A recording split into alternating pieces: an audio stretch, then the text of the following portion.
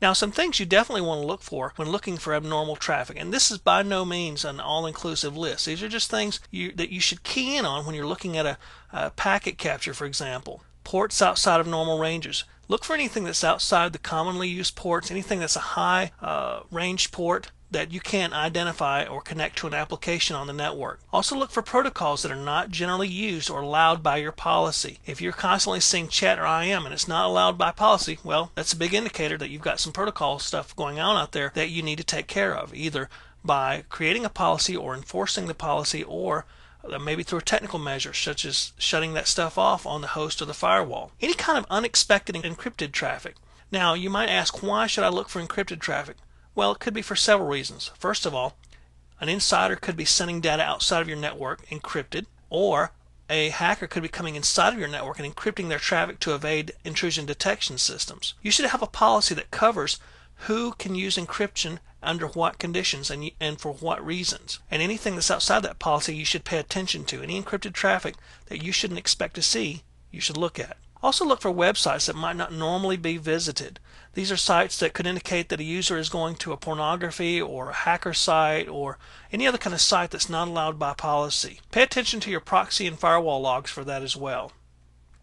Also, unknown destination IP addresses. If you've baselined your traffic and you see users going to pretty much the same IP addresses every day at various times, then that might be something you can discount. But look for strange IP addresses that may be connected to hacker sites, pornography sites, and so forth. Investigate strange or unknown IP addresses. Another thing you definitely want to look at is look for internal IP addresses coming from outside of the network. Usually that indicates some sort of spoofing attack. So you definitely want to block internal IP addresses on the inbound interface of your firewall, but also watch for those coming in through your packet captures. Look for heavier than normal traffic around slack periods. If you see your bandwidth start jumping, if you're looking at a packet capture or your logs and you're seeing your bandwidth jump around slack periods such as the middle of the night, and you know that according to your baseline that traffic shouldn't be there, investigate that. Run packet captures around that time and see what's coming in or going out. Also look for heavier than normal traffic that affect particular internal hosts, either coming from or going to. If your packet capture shows an abnormal amount of traffic connected to a particular host, that may mean a couple of things. It may mean the host is being attacked by a source outside of your network, or it may mean that a malicious user is doing something they shouldn't be doing, violating a policy, exceeding your download limits, and so forth. So you might want to look at that. Look for high error rates during peak times. Those might indicate loss of connectivity. Those might indicate a network problem. Those might indicate an attack on one of your devices. So look for high error rates. Reconnects, resending TCP packets, users that are complaining about connection during peak times, and so forth. It might mean you have a simple bandwidth or a simple network problem that you need to address. And packet capturing will show you this because you'll be able to see this during the packet capture. Also look for chattering internal hosts. One indicator of a network problem with the network card on a host is a chattering network card. It could be going bad, it could be sending packets out constantly on the network, and that would reduce your overall bandwidth and interfere with network communications. But also it could mean that there's something on that host that's causing that host to chatter as well, to send out a large amount of traffic, such as a malicious program could do that. Look for repeated or high levels of packet loss. If you're seeing consistent packet loss in particular circumstances such as a time of day or to and from a particular host, then you definitely need to look at that and see if there's some network problems. Also look for delays or latency when you look at your packet captures.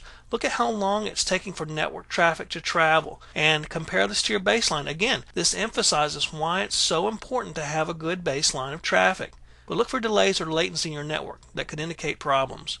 Now, one thing you might want to look at as well, and this might come from other symptoms such as a host complaining about slow performance or a possible attack going on, is look for unusual flags in your packet captures. Look for SYN scans coming from a network scan. Look for things like Christmas tree attacks. These might be indicated by the TCP flags being set in weird or strange combinations. So look for those in your packet captures as well. Another thing you definitely want to look for, and we've talked about this, is ICMP traffic. High volumes of ICMP traffic can be used to cause denial of service attacks. So you might want to look for that.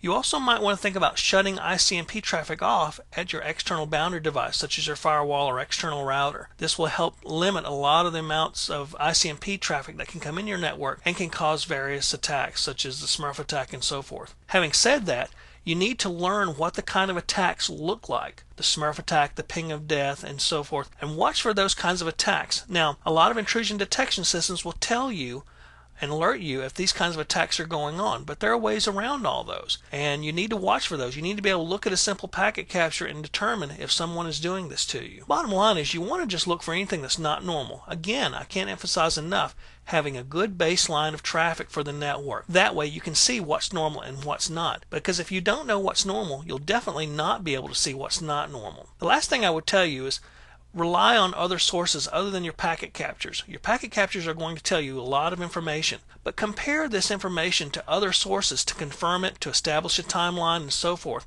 Those other sources could be logs, IDS alerts and logs, firewall logs, and so forth. They also could be logs off your host. So compare the packet captures to these other sources to help confirm your suspicions, to help you troubleshoot, to help you stop an attack, establish a timeline, and so forth. Those are just some of the things you want to look for when examining your packet captures for abnormal or unusual traffic, or to troubleshoot bandwidth or network connectivity problems.